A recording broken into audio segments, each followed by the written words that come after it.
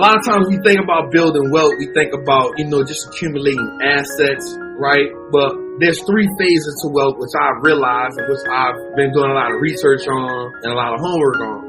And so the first stage of building wealth is what we call the wealth creation stage. The stage where we are learning how to get assets, learning the difference between certain assets, right? This is the wealth creation stage. We're understanding what it takes to build wealth, right? What it takes to build wealth, right? The creation stage. We started from nothing. A lot of us started from nothing. A lot of us have been, wealth deprived, right? We've fallen under the same system, right? With the lack of information. We understand that poverty is a lack of information more than it is a lack of money, right? And let's dig down into this wealth creation stage on what it takes. So one of the things we got to do in the beginning is we have to create new habits, right? And we know this, we've heard this before, but what are wealthy habits?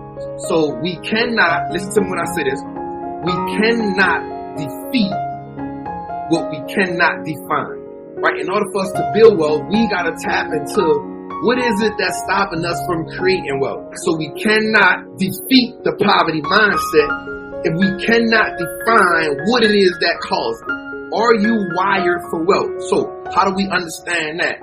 Your financial status now is compatible to your comfort zone. So in order to get in the phase of wealth creation, we have to get out of our financial comfort zone.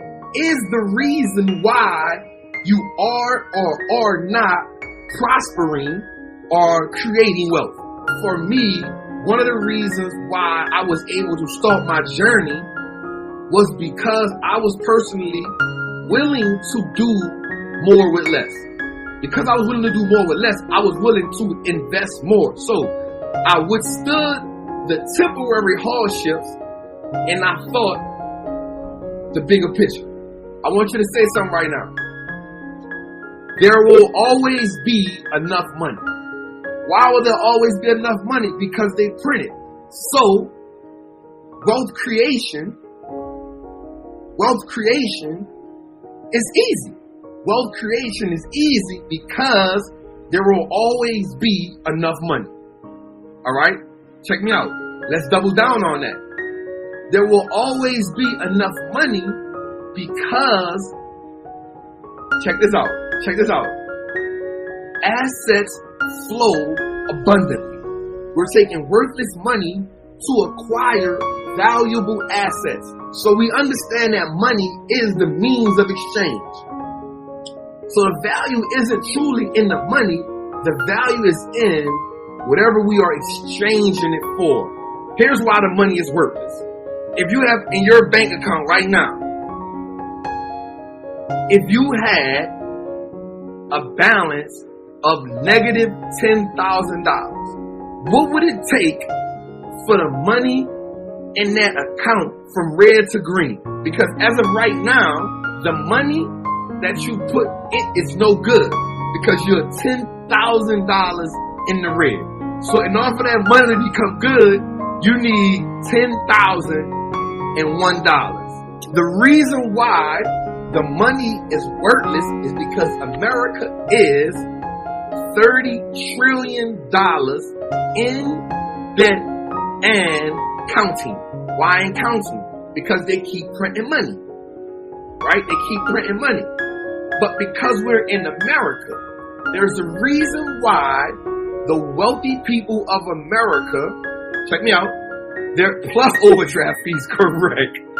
And they don't even pay overdraft fees on the money they owe. Right? There's a reason why the wealthy people of America continuously builds wealth over and over. And there's a reason why 1% is richer than 99%. Right? There's a reason why 1% is richer than 99%. Because here's what 1% realize. Here's what the 1% realize. If you go look at the wealthiest people in the world, you will see that they all have one thing for sure in common. The one thing for sure that all the wealthy people have in common is this. 60 to 70% of their wealth is tied to assets and not money. When we look at companies on the stock market, when you hear Apple has $290 billion of cash sitting on the side, if you really took a deep dive, you'll see that of that 200 and something billion dollars, only 30% of it is actually in cash. The other 70% is in bonds and other assets that are due in a year or less. Why? Because the money sitting in the account is doing them no good.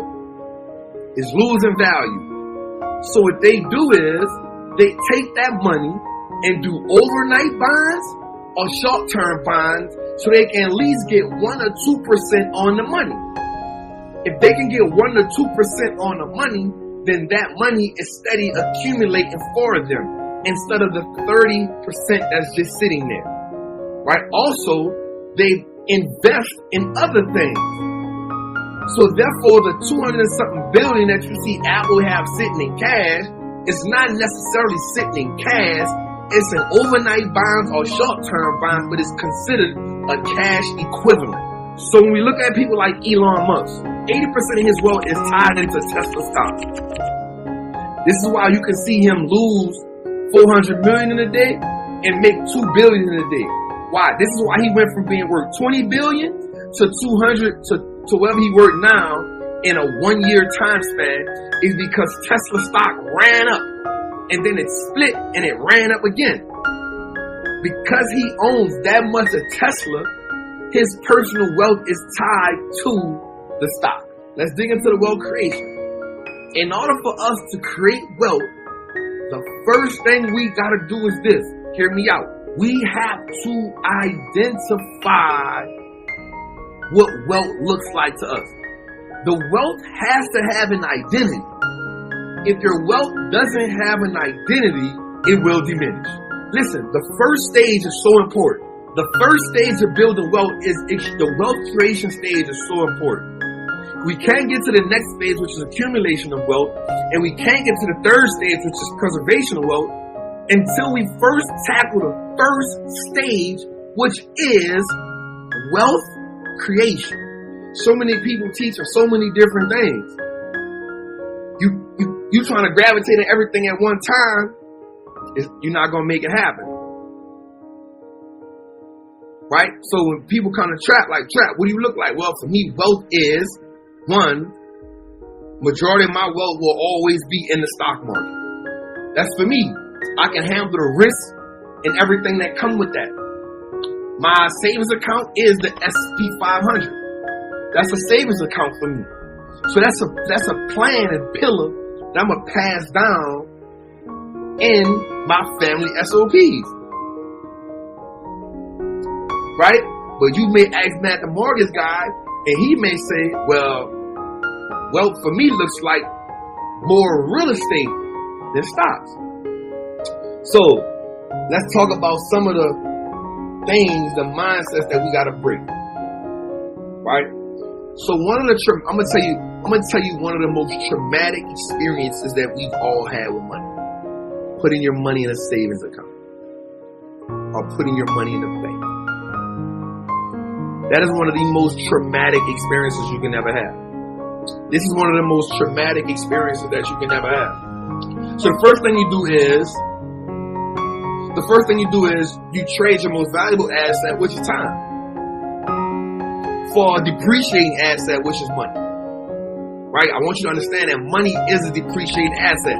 Trap, what is a depreciating asset? A depreciating asset is an asset that continues to lose value so it's no longer an asset.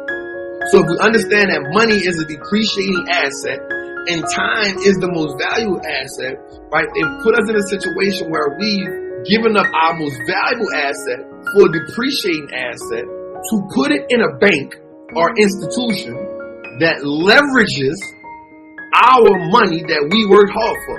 The bank leverages the money that you worked hard for, give you pennies on the dollar, and the bank can take your money and make millions, and then charge you a fee charge you a fee if you, one, spend too much money. So at this point, the bank now makes more money off your money than you. When you've put in the hard time and work. And then, here's the part. While they're making money, because once you put the money in there and once you sign up for the bank account, you legally give them the right to use your money. When you go to the bank and put your debit card in there and it gives you a balance, it's only giving you a digital balance. Because the money that you say they say is not really there. The bank, by law, fractional reserve banking, can use 90% of your liquid cash as long as they leave you with 10%. So if you put $1,000 in there, by law, they can take $900 and leave you with $100. By law. Let's get even deeper. Once they lend the money out, the money that they have on paper saying that your money is there is actually losing value because they printing more money. Which is why if you look at the stock market today, they say inflation went up by 7%. That means the money in the bank has lost value. That means everything now costs 7% more than what it costs. Which is why used cars went up, homes went up, goods went up. Which is why now the Federal Reserve is saying, yo, we got to do rate hikes. Well, why do they have to do rate hikes? They have to do rate hikes now to now try to stabilize the dollar because inflation has went up so much because they printed so much money. 40-something% of the money in circulation right now has been printed in the last 2 years. Let's go back to why the first stage of wealth creation, the first stage of wealth is so important. Wealth creation. Because you gotta understand the toxic relationship and the bad ideology that you picked up about money. So, once we understand now that the money in the bank is probably the worst thing we can do with our money. This is why I personally I only have a little money in the bank. Majority of my money now and for the last has been in the stock market. Why? My savings account is the VOO. Chat, why is your savings account the VOO, chat? Because it's not an investment on one particular business. I am now investing in 500 businesses, the 500 best businesses in America that's public. And last year, I made 27% on my money. It's not bad. Well, Trap, what do you do when the stock market crashes? Well, because I was only going to get 0.01% in my money sat in a savings account, if the market goes down, I'm going to keep putting my money buying the equity. Statistics show that after every market crash, the wealthy have increased their wealth by 27%. Why is that? Because they understand they use worthless cash to buy valuable assets on sale.